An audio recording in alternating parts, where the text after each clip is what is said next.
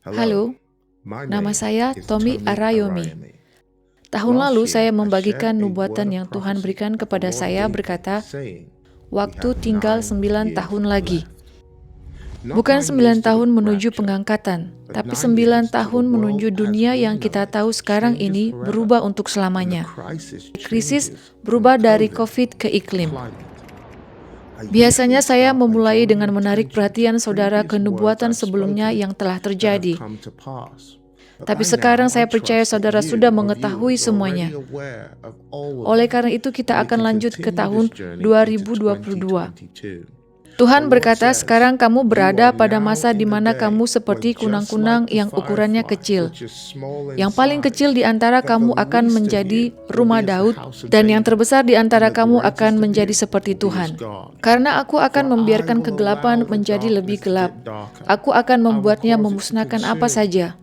Bahkan mereka yang berpikir bahwa mereka adalah terang.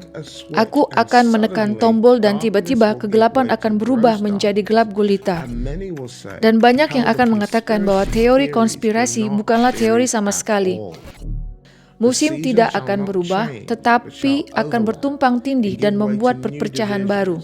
Vaksin versus anti-vaksin, kartu vaksin versus anti-kartu vaksin. Apakah setuju untuk chip versus anti-chip? Banyak yang akan mencari format baru dan menjadi takut. Pemerintah melampaui batas untuk menuntut data. Bukankah aku berkata, lihatlah pasir dan hitunglah jika kamu bisa, karena begitulah keturunanmu yang tidak akan dapat dihitung. Selidikilah lebih dalam dan lihatlah, kata Tuhan. Ini bukan tentang vaksin, ini tentang sensus, rekening, angka, dan penghitungan. Karena orang yang memiliki data, memiliki kontrol. Kegelapan akan menjadi sukacita bagi orang percaya. Mereka akan bersinar dengan mudah di dunia yang gelap. Karena mereka selalu bersamaku, dan sebagai terang, mereka akan bersinar dalam kegelapan. Manusia akan berlari menuju terang mereka. Dan bahkan cahaya terkecil pun tidak akan kupadamkan, demikian firman Tuhan. Tetapi akan bersinar meskipun dalam kegelapan. Akan ada tanda aneh di langit. Begitu anehnya, seolah-olah itu mungkin bisa menipu orang-orang pilihan juga. Tetapi aku akan menunjukkan kepada tanda palsu itu, bahwa cahayaku bersinar lebih terang. Bapa, aku berdoa untuk mereka yang menonton hari ini, agar api yang pudar tidak akan kau padamkan. Bapa, aku berdoa di tahun 2022 ini, nyalakanlah api di dalam setiap roh kami. Api yang tidak membuat kami hangus, tetapi api yang membuat kami menyala. Dalam nama Yesus. Kemudian Tuhan membawa roh saya ke pegunungan. Saya ingat tempat itu sangatlah dingin. Saya pikir mungkin saya berada di Eropa Timur. Tetapi Tuhan berkata bahwa saya berada di Nepal. Saya melihat perang di pegunungan di antara lembah-lembah yang telah menjadi terlalu besar untuk diabaikan. Tiba-tiba India berselisih dengan Cina. Saya melihat Tuhan berdiri bersama malaikat perangnya di tengah Nepal memegang garis batas. Saya melihat sesuatu akan datang, di mana pegunungan Nepal dan Himalaya tidak bisa menghentikannya. Tuhan berdiri dengan pedang terhunus. Ketegangan akan muncul. Itu akan mengguncang India dan Cina. Akan ada desas-desus perang. Berdoalah untuk tanah yang diperebutkan di wilayah tersebut. Tuhan berkata, pertahankan batas itu, karena di mana gunung berguncang, bangsa pun berguncang. Tuhan berkata, India, bersiaplah, karena dalam goncanganmu, aku akan mengirimkan pemulihan terbesar. Karena akan dikatakan, inilah waktunya bagi India. Aku akan melepaskan kembali urapan ke persekutuanmu, dan jutaan akan datang ke suara pemulihan itu. India, tanahmu sedang diperebutkan, dan inilah waktunya aku akan mendeklarasikan damai atas petanimu, dan aku bahkan akan menentang perambahan dan mengeksposnya di tanahmu dari negara-negara barat yang berusaha mengambil keuntungan dari kemiskinanmu. Kasihku untuk India akan kutunjukkan kemurahanku di musim ini, dan di tengah krisis perbatasanmu, aku akan menyatakan pemulihan.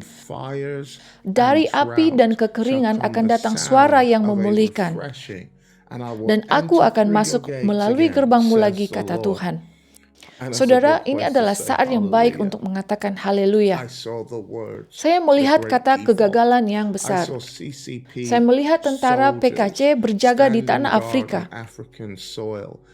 untuk menjaga aset yang telah diambil alih karena gagal membayar utang.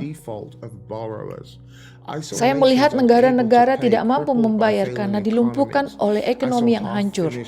Saya melihat jalur kereta api yang setengah jadi, bangunan setengah jadi. Saya melihat tangan PKC meningkat di tahun 2022. Dan saya melihat sebuah dokumen rahasia. Dan pada dokumen itu, saya melihat kata 2025 hingga 2030. Dan saya melihat PKC berkumpul di sekitar pemimpin mereka. Mereka berteriak, "Serbu." Saya melihat penderitaan Taiwan sebagai yang pertama dalam daftar. Tapi Tuhan tidak izinkan saya menyebutkan nama bangsa yang berada di posisi akhir di dalam daftar itu sekarang. Saya melihat rencana pengambil alihan yang berjalan hingga 2030 sebagai awal dari Cina baru atau impian yang diperbaharui. Saya melihat sedikit bantuan datang dan semua sekutunya berbalik darinya. Timur akan berteriak, Australia, Amerika, Inggris, datanglah membantu kami. Tetapi mereka tidak akan menerimanya sampai mereka memanggil namaku. Dan akhirnya aku akan membuat usaha mereka sia-sia. Karena aku adalah Tuhan atas batas. Dan aku adalah Tuhan atas monumen. Kemudian saya berdiri di tempat seperti Bulgaria. Tuhan berdiri dengan saya mengenakan jas putih dan topi, seperti yang dipakai oleh orang Rusia. Dan saya mengikutinya. Kemudian dari tanah keluar suatu kerajaan tua yang besar, tetapi ia telah memperbaharui dirinya. Semua ancaman dilakukan untuk membangun kembali dirinya menjadi ancaman yang nyata di Timur Tengah dan di dalam negerinya. Saya melihat kekaisaran Rusia yang diperbaharui. Saya melihat perang proksi, ancaman yang akan datang. Dan Rusia yang sudah diperbaharui ini mendukung kesepakatan rahasia. Bulgaria akan terkoyak.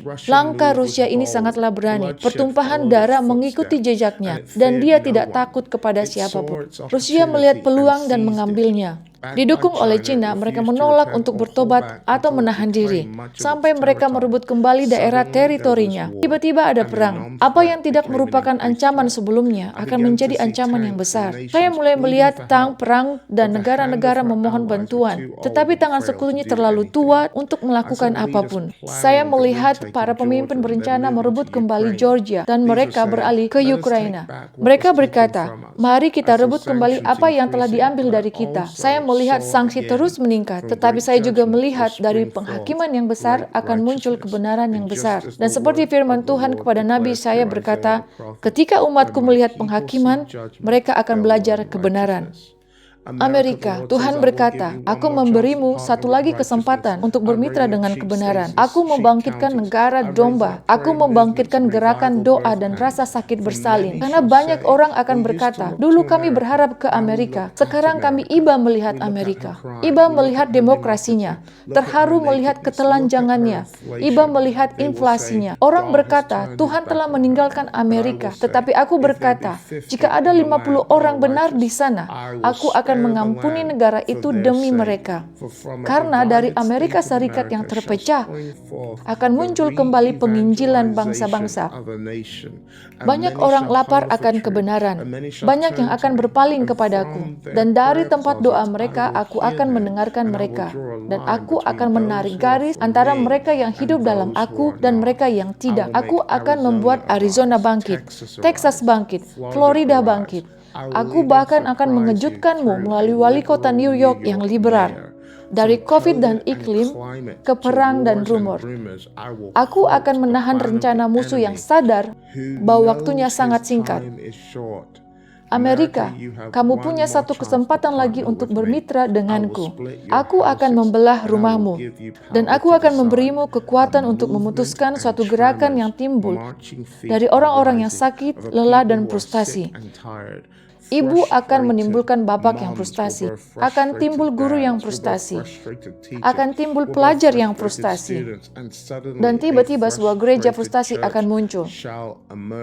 Karena hukum dibuat untuk mengikat tangannya dan menutup mulutnya. Dan saya melihatnya seperti film Les Miserables. di mana mereka menyanyikan lagu orang-orang yang lapar dan meneriakkan, "Cukup sudah." Tuhan berkata, 8 tahun lagi, dan jam terus berdetak. 8 tahun untuk eklesia yang baru, 8 tahun untuk tata dunia baru, 8 tahun ditentukan untuk tubuh Kristus. Banyak orang akan mengatakan jangan mengambil metaverse, itu jahat.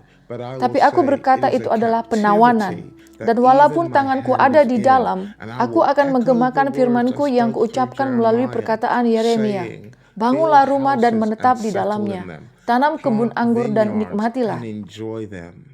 Dan Tuhan berkata bahwa penawanan itu adalah suatu masa. Tetapi pada saat itu terjadi, aku tahu pikiran dan rencana yang aku miliki terhadapmu, kata Tuhan, yaitu pikiran damai dan bukan kejahatan, untuk memberimu akhir yang penuh pengharapan.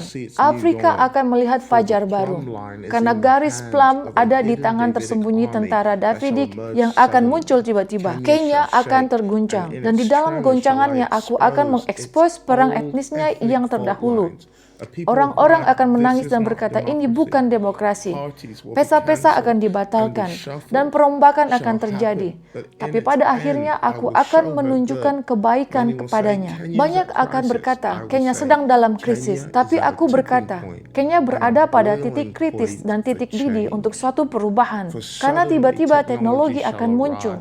Dan mereka akan bergerak menuju penemuan baru dan membangun kembali suatu bangsa. Masyarakat adatnya akan mengambil hak kesulungan baru yang tidak dapat dihentikan atau dibungkam. Saya memohon kepada Tuhan tuntunan bagi Nigeria untuk tahun 2022, tetapi Tuhan tidak menjawab saya. Setiap hari saya terus kembali di hadapan Tuhan, memohon padanya untuk berbicara. Tetapi hanya ada keheningan. Lalu tiba-tiba pada tanggal 9 Desember datanglah firman Tuhan kepadaku berkata, Soro Soke. Awalnya aku berpikir itu adalah bahasa Jepang.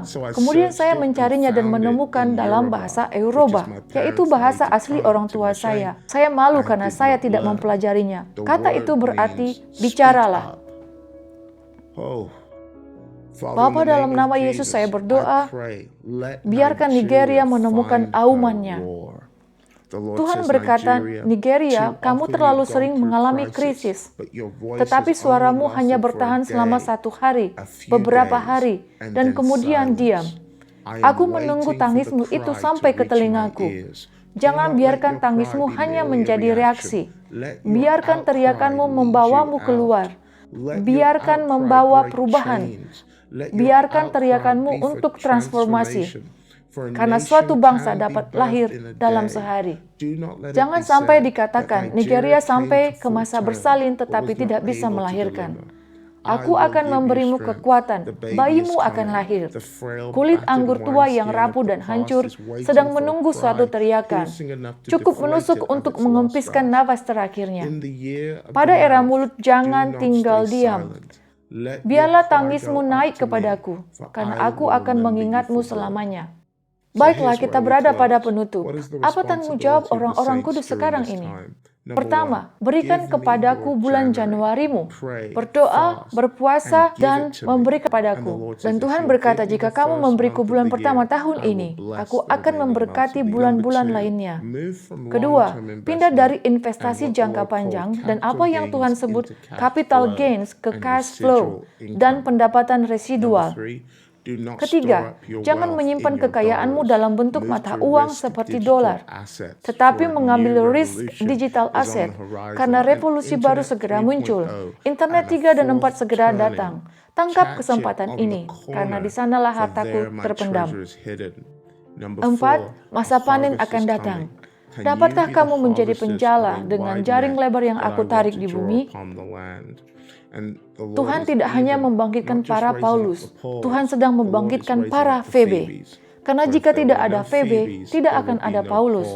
Jadi sekarang bukan memposisikan diri kita dan berkata, Tuhan buatlah aku kaya.